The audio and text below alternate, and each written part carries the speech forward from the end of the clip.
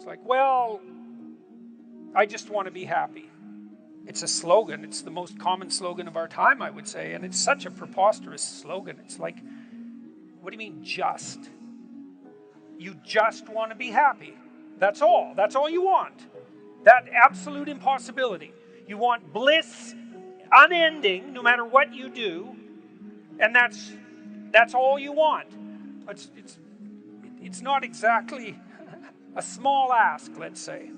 Because it's the same thing as asking to dwell permanently in paradise. It's something like that. And then it also isn't true. That isn't what you want.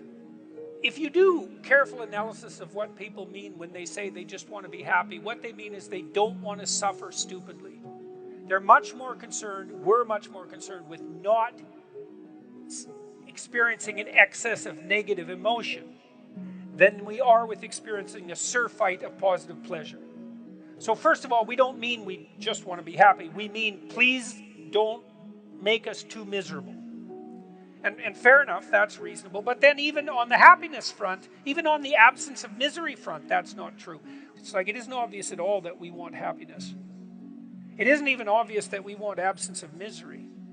What's really obvious is that we want an adventure. Right? We want an adventure that's so compelling that it makes the misery of life not just justifiable, but worthwhile. You want to look back on your life, and you know this to be true. You want to be able to say to yourself, even considering a month or a week or a series of days, you want to be able to say, that was really difficult, but you know what? It was worth it. And I think that's what you want from your life. It's something like, you know what? That was difficult, but it was worth it. And that meant that the adventure was so great that it justified the difficulties. And so then the question is, and here's the question, where do you find the great adventure of your life? Well, how about in truth? Well, why? Because you don't know what's going to happen if you tell the truth. It's a mystery. It's going to lay itself out for you. And so that's an adventure because you literally do not know what's going to happen. You have to let go of knowing what's going to happen. And so then you have that adventure. And then what is also the case is that it's you that's having the adventure. Right? Because if what you're doing is living in truth, that's you. That truth is you. And so that means that whatever happens when you tell the truth is your adventure. And then you think, well, I'm using deception. It's like, well, maybe you are, but maybe deception is using you. And then maybe it's the spirit of deception that's having the adventure of your life. And then you might ask yourself, well, why are you so miserable and unhappy? And the answer would be, well, the spirit of deception is having the adventure of your life. You're not even there. Because if you're not living in truth, you're not there, obviously. What's there is the spirit of deception. And you might think that's your deception, but I would be very careful about thinking that, because there have been centuries of meditation on the nature of the spirit of deception. And the answer isn't that the spirit of deception is you. The answer is that the spirit of deception is something that possesses you, convinces you that it's you. And that's not something you want to fall into the clutches of. The world is founded on a sacrifice. Right? And that's what the crucifix represents. And European towns were built around a church, and the church was built around an altar, and the altar was built around the idea of sacrifice.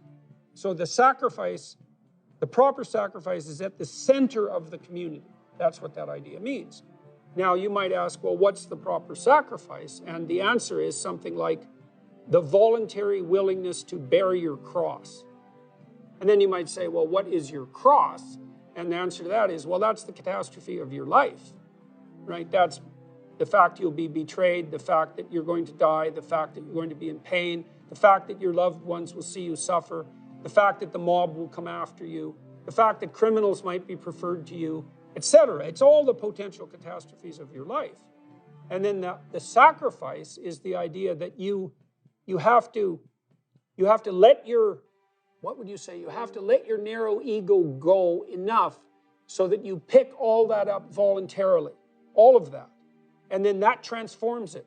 And I think that's literally true. I think that's what all the psychological evidence points to, is that if you adopt a stance of voluntary challenge, even in relationship to tragedy and malevolence, that's the pathway to transcendence. Do you have something to say that you're not saying? If you do, then it's your fault. This is your fault. It's your problem. And you might say, well, I'm too afraid to talk. It's like, fair enough. How afraid are you not to talk? You know, people say to me frequently, they compliment me on my bravery. And I think, you don't understand. I'm not brave. I don't like conflict. I'm way more afraid of losing control of my tongue than I am of the consequences of saying what I have to say. Because I know what happens when we allow other people to control our tongues. It's not good. It's not good. It's hell itself. And so, of course, it's troublesome to suffer the slings and arrows of outrageous fortune when you say what you have to say. It's like, that's fine. Try not saying what you have to say. Well, that'll be okay in the moment. It's like, yeah, in the moment. But unfortunately, your whole life isn't in the moment. Practice in developing the capacity for skilled movement forward in a manner that simultaneously encourages the others that you're cooperating with to do precisely the same thing. And that's not some arbitrary ethos. It's not arbitrary, because if that doesn't happen, then nothing flourishes. And if it does happen, then everything flourishes. It's also not relativistic in some sense, because you have to do that no matter what you're doing. No matter what it is that you're doing, if you do that well, you're doing whatever it is you're doing well. In fact, that's really in some sense how you would define well. If you give up enough psychologically, you'll cut your losses in actuality. And of course, that's sort of what thought's for, is right, so that you can get yourself straight. You can give it up in abstraction, so you don't act out the pathology, and then nothing dies in actuality. But that still means you have something to give up. You want to initiate a process of active engagement with the dragon that burned you, fundamentally. The psychophysiological pattern of active engagement is the opposite to the psychophysiological pattern of involuntary stress. And so if you can practice embodying that voluntary confrontation, then that stance can come to dominate. And that's the stance you want to dominate, because that moves you forward voluntarily into the world. And so, and that, in all probability, that will work. I want to be free to do what I want. Okay, well, hang on a sec. Which I are you talking about there? Are you talking about the mature I that sees next week and next month and next year and 10 years out, and that takes the community into account?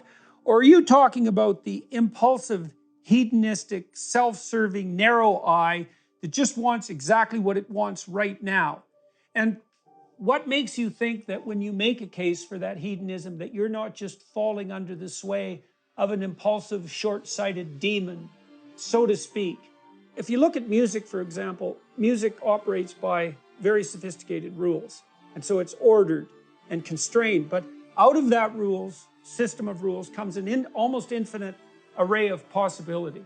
And so, we have this sense, I think it derives from Rousseau, that any constraint of order is a limit on freedom, when what we should be hypothesizing is that with the optimal set of principles, you get the maximally desirable freedom. And it's not freedom from everything, and it's not freedom to do anything. It's certainly not a narrow hedonistic freedom, because that backfires on you like the next day. This is, I think, why people are so obsessed in some sense with the search for fundamental meaning. This is a good story. So you can imagine two people laying bricks. They're building a gigantic wall, and the one person thinks, oh my God, this wall is going to take 100,000 bricks. I'm laying one at a time, and I'm wasting my life away trivially adding to this gigantic brick wall. And what am I doing? This is absolutely miserable, brick by brick. And the other person thinks, in 300 years, this is going to be a cathedral. And so the person in the second state is doing exactly the same thing at a local level, laying bricks, but each brick is related to a very high goal. And that means the reward that's attendant upon the laying of the brick is proportional to the goal of the entire behavioral process. So if you're aimless and goalless, then you can't elicit any positive emotion. And if your goals are fragmented, which is also what happens if you're aimless or your goals lack unity, if your goals are fragmented, then no given behavioral manifestation can elicit any dopaminergic reward because it's not a step forward to anything desirable. One of the things, well, I did write about this in my first book, particularly about putting your house in perfect order. It's like, well, if you're lost, one of the things you can do is look around and see what direction you could take locally. Fix something. Find something that you could do that would make things better that you would do. And there's a humility in that too, because especially if you're in a low energy state, it's like, oh my God, I don't have enough energy to make dinner. It's like, do you have enough energy to put a fork on the table? And sometimes people are so depressed that that's really all they can do. Can you take a small step forward, no matter how small that is? Implement a micro routine, even something like washing a cup and putting it back in the shelf. And you know that's a good thing because you have a shelf and there's cups on it. You've already decided that's an appropriate way to live, is to have your coffee cups on a shelf. If you go ahead with cleaning out the cup and putting it on the shelf, then you've taken steps towards a valuable micro goal. You get a dopamine kick from that. That transforms itself into adrenaline and energizes you. In part, what the dopamine system is doing. So imagine that the purpose of the dopamine system is to elicit a satiating reward, fundamentally. But then the satiating reward is something that has to be approached in steps. And so in order to maintain the motivation necessary to approach the satiating reward, you have to mark each of the steps with a marker of pleasure.